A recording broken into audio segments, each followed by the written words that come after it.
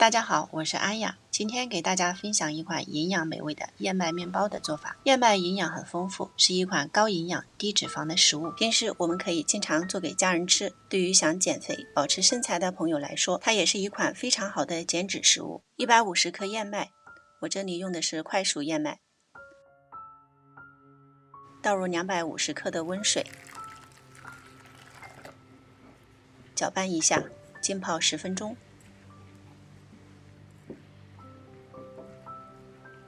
将200克的全麦面粉倒入一个大碗中，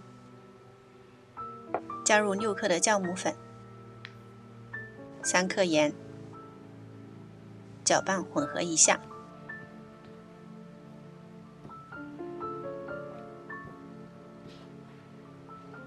再放入泡好的燕麦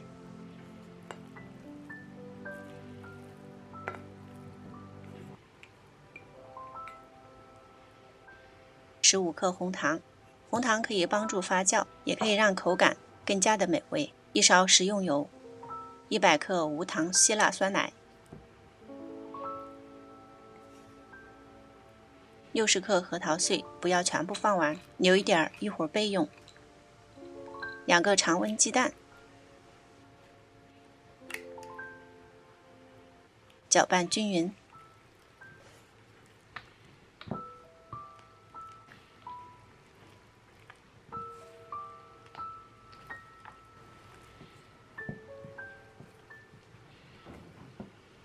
像这样就可以了。准备一个吐司盒，垫一张烘焙纸，方便烤熟后脱模。倒入面糊，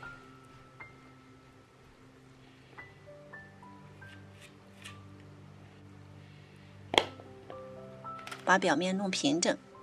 如果粘连，可以把刮刀沾上清水来整理。再撒上刚才留下的核桃碎，稍微摁下去一点，以免浮在上面，比面包先烤熟会糊掉。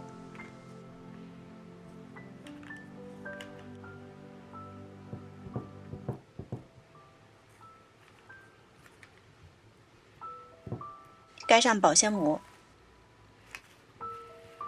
大概50分钟左右，发酵至膨大。根据室温的不同，发酵的时间可能有些许的变化。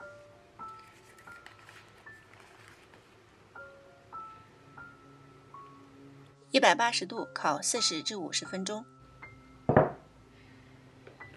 这款燕麦面包我和孩子们都很喜欢吃，做早餐和给孩子带午餐都是非常不错的选择。